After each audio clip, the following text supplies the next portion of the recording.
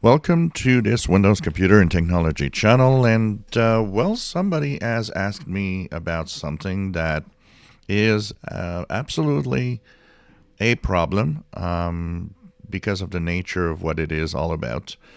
And I wanted to make a video this week about it and completely forgot. So by seeing this post today, it actually helped me think that I should make a video about it. So it all has to do with domain names and their endings. So when you go to a website, you always have an ending which is, .com, .net, whatever. Some are .info. And that has been extended. There's a lot of new domain endings now. Why? Because, it might be cool to have the name you want, but with a different type of info. We know that .com usually is for commercial, but .info is great because it says what it says. It might be a page where there's a lot of information about things that you want.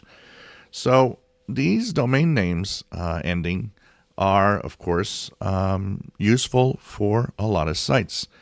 Now, there are two domains that have been added recently by Google that are sparking a debate.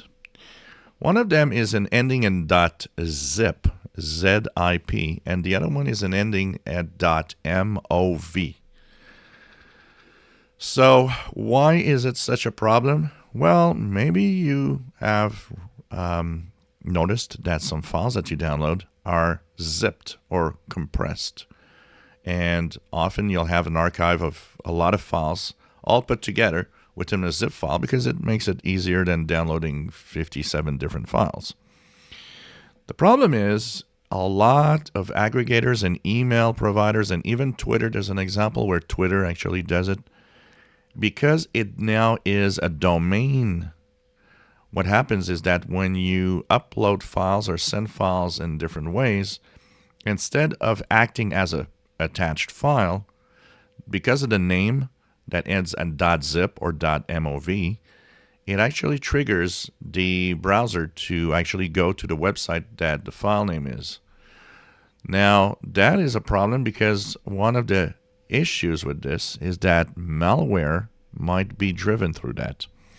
So a hacker could easily do a website that has malicious code to infect people, and that website will be triggered simply because you sent a zip file with the same name that actually triggered that website, and now you might have malware.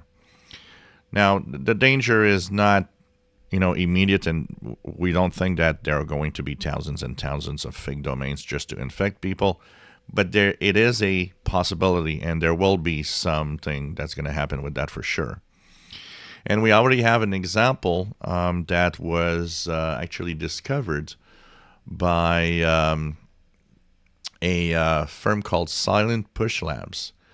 And what they are saying is that, for example, if you have a file called Microsoft Office.zip, it actually sends you to a fake Microsoft sign-in page that wants you to enter your email and a password, thus giving access to all of your stuff to bad guys.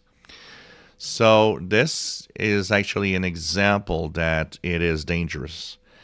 And anything that has a possibility of being mistaken by a file extension should probably have not been there.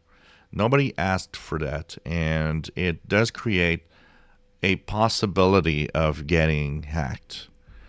So, it would almost be like if somebody would put the extension .exe, that would be a bad idea because these are executable files usually. That would really, really be a bad idea. So, anyways, hopefully not too bad things are going to happen, and some people are going to actually look at that. But that's the reason why a lot of security researchers think that these are really, really bad ideas of extensions, having .zip and .mov. And I would guess that what would be a good thing is that any email provider, aggregator, or website when you upload a zip file would not automatically convert it to a URL that you can visit a site, but keep it as a file. There are ways to check that out, including just look at the file size. You'll know immediately if it's a URL or if it's a file, basically. If you enjoy my videos, please subscribe, give us a thumbs up. Thank you for watching.